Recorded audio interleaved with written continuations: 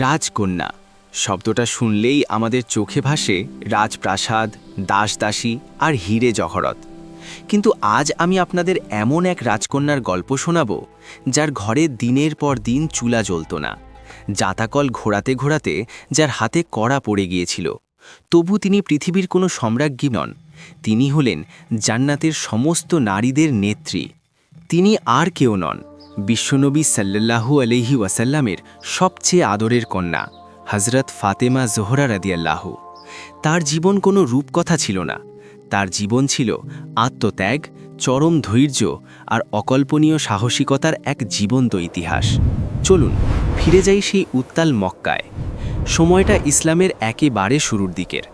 মক্কার কাফেররা তখন মুসলমানদের ওপর ক্ষিপ্ত। একদিন নবীজি সাল্লাল্লাহু আলাইহি ওয়াসাল্লাম কাবার চত্বরে সিজদায় পড়ে আছেন, আর তখনই আবু জাহেলের নির্দেশে একদল পাষণ্ড তার পবিত্র পিঠের ওপর উটের পচা নাড়ি ভুঁড়ি চাপিয়ে দিল। চারপাশে কাফেরদের অট্টহাসি, বড় বড় পুরুষরাও ভয়ে কাছে এগোতে পারছে না।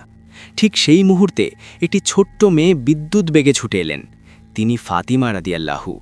নিজের ছোট্ট দুই হাতে সেই নোংরা আবর্জনা সরিয়ে বাবার পিঠ হালকা পড়লেন, আর ঘুরে দাঁড়িয়ে মক্কার সবচেয়ে নিষ্ঠুর নেতাদের চোখের দিকে সরাসরি তাকিয়ে সিংহের মতো গর্জন করে উঠলেন।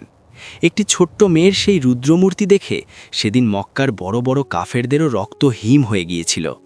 মক্কা থেকে মদিনা, ফাতেমা রাদিয়াল্লাহু এর বিয়ে হল বীর যোদ্ধা হজরত আলী রাদিয়াল্লাহু এর সাথে। কিন্তু তাদের সংসারে দারিদ্র্য ছিল নিত্যসঙ্গী। নিজের হাতে জাতাকল ঘুরিয়ে আটা পিষতে পিষতে ফাতেমা রাদিয়াল্লাহু এর হাতে ফোসকা পড়ে গিয়েছিল, রক্ত বের হতো। মোশক টেনে পানি আনতে গিয়ে বুকে দাগ বসে গিয়েছিল। একদিন তিনি বাবার কাছে গেলেন একজন দাসী চাইতে। নবীজি কি দিলেন জানেন?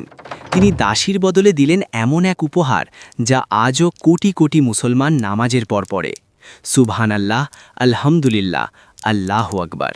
নবীজি বললেন, মা ফাতেমা, এই তাসবিহ তোমার জন্য পৃথিবীর সমস্ত সম্পদের চেয়ে উত্তম। আর ফাতেমা রাদিয়াল্লাহু সব কষ্ট ভুলে হাসি মুখে সেই আসমানি উপহার নিয়ে ফিরে এলেন। একবারও কোনো অভিযোগ করলেন না। জানেন ফাতেমা রাদিয়াল্লাহুকে কেন উম্মু আবিহা বা বাবার মা বলা হতো? কারণ নবীজি সাল্লাল্লাহু আলাইহি ওয়াসাল্লাম তাকে নিজের মায়ের মতো ভালোবাসতেন।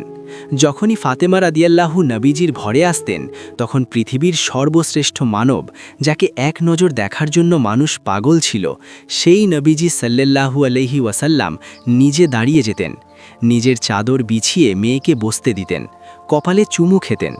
নবীজি ইন্তেকালের আগে যখন ফাতেমা রাদিয়াল্লাহু এর কানে ফিসফিস করে বললেন যে তার ইন্তেকাল ঘনিয়ে এসেছে, ফাতেমা রাদিয়াল্লাহু কান্নায় ভেঙে পড়লেন।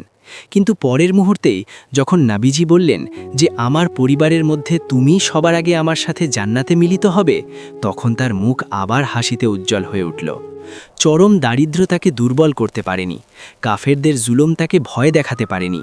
হজরত ফাতেমা রাদিয়াল্লাহু শিখিয়ে গেছেন, আসল রাজত্ব দুনিয়ার সম্পদে নয়, আসল রাজত্ব হল ঈমান, ধৈর্য আর আত্মমর্যাদায়। আজকের দিনে আমরা সামান্য কষ্টেই যখন হতাশ হয়ে পড়ি, তখন এই সুপার উমেনের জীবন আমাদের জন্য সবচেয়ে বড় অনুপ্রেরণা।